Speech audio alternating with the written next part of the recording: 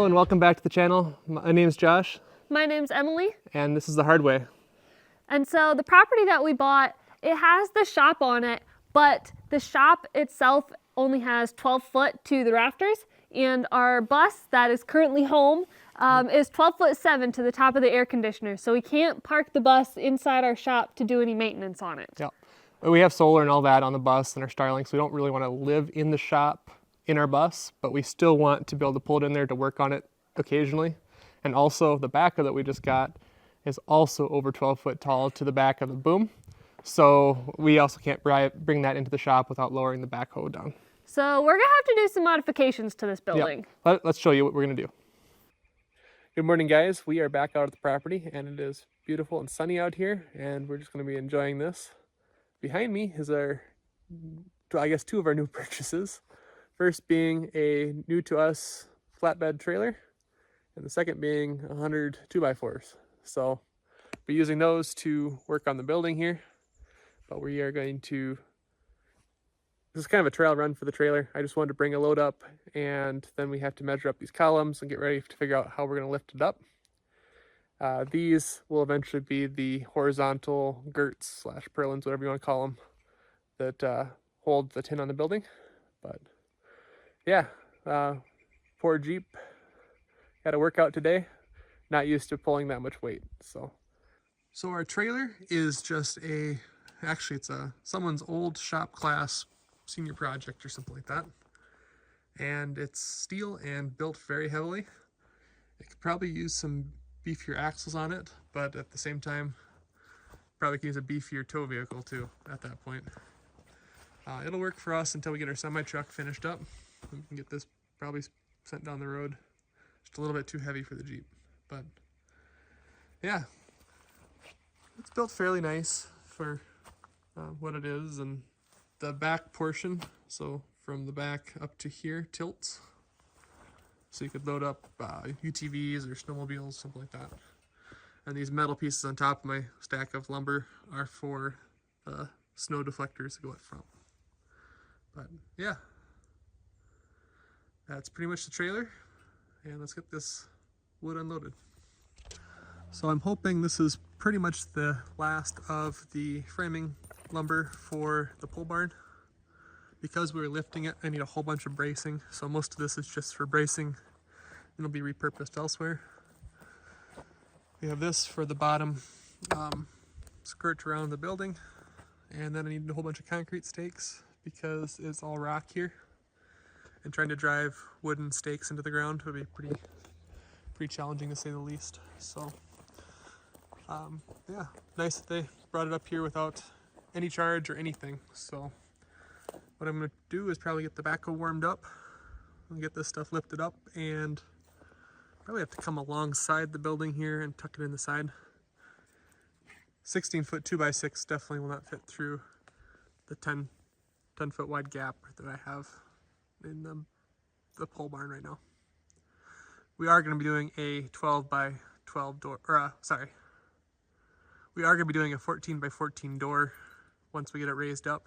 So then we'll be able to fit a lot of our stuff in much easier.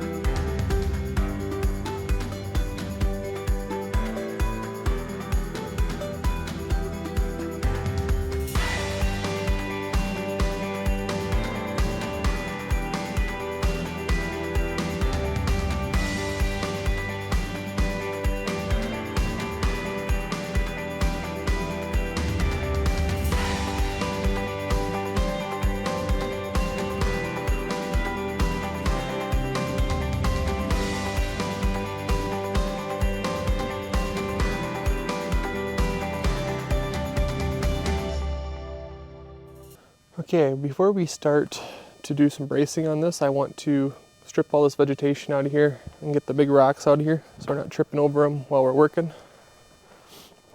Worst part is back here with all these blackberry bushes.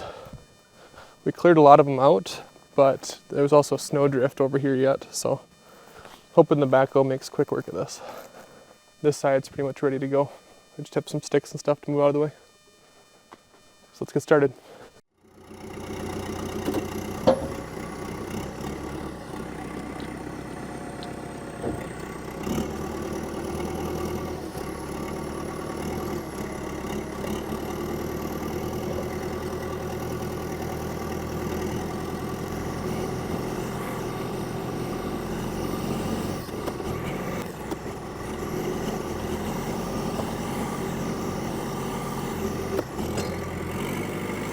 Working really well.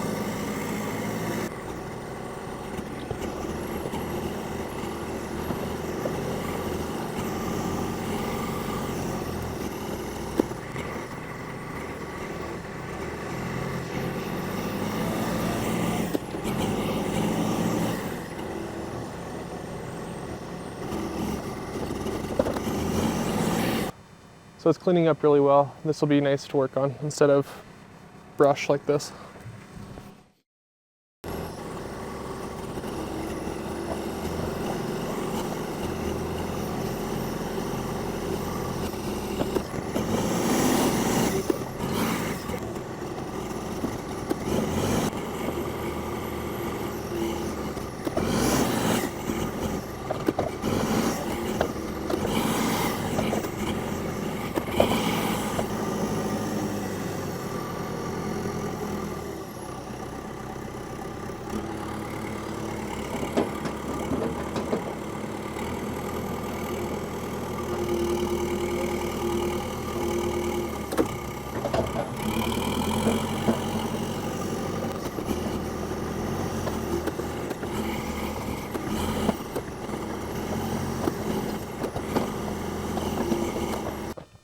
This looks much better now. Now we won't be tripping and falling in that hole while we're working around the side of the building. I did mark where the pipes stub out, and the depth, so we can find them again. But yeah, I think it's time to start doing bracing. So we've started framing up some of the bracing that we're going to use for the pole barn lift. This is one of the corner panels. We'll have kickers coming off to the ground on both corners and then tied back to the base of the other posts.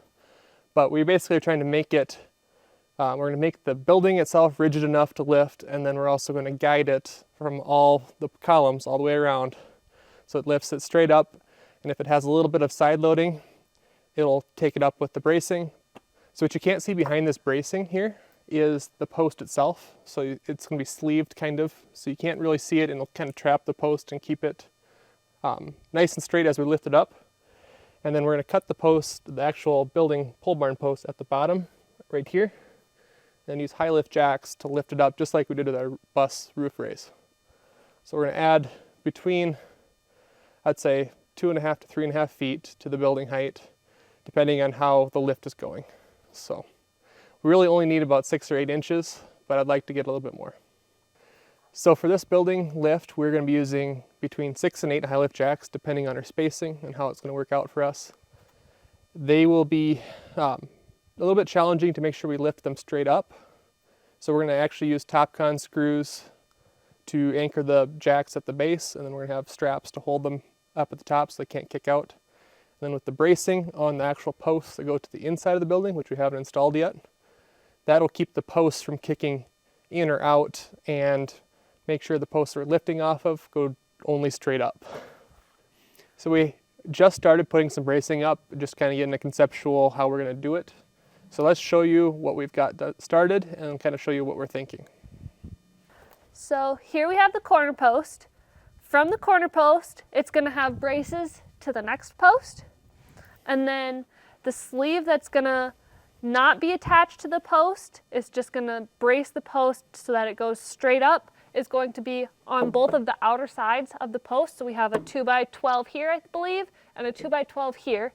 And then because the board is really thin in this direction, we're adding another 2x6 member right here to kind of make a T shape with this 2x12 and the 2x6 to make a T shape to really stiffen it to make sure that it has enough strength if this post does want to move. So that's how we're going to make sure that the post doesn't want to move in and out or in either of the directions of the building. And then from this, we're going to have kickers that kick out from this T shape to the ground.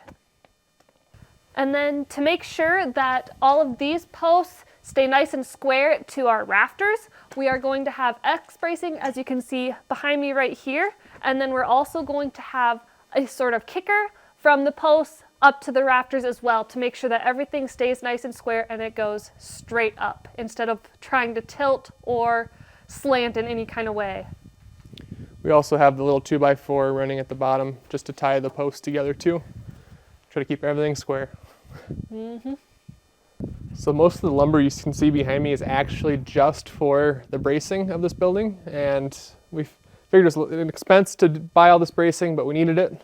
And then we'll be able to use it for a whole bunch of other projects later down the road, like shelving and internal framing for this nice shop. So now that we've explained what we're going to be doing with all this bracing, let's go throw some bracing up on the walls.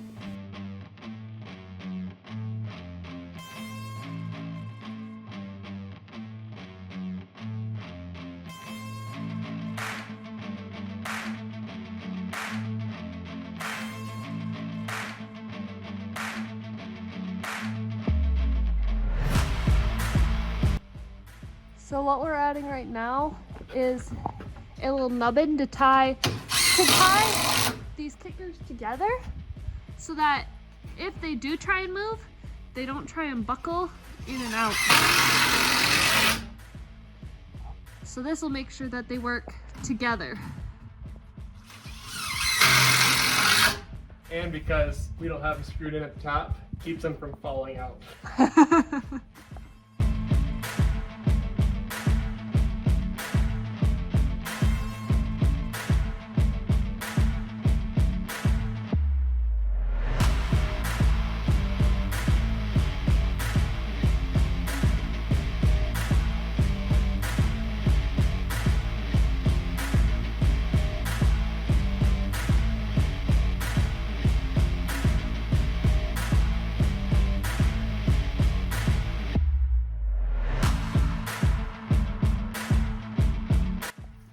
So we've almost got our one example corner done. So on the outside we have braces for our guides, which are not going to move. They're simply going to guide the building straight up.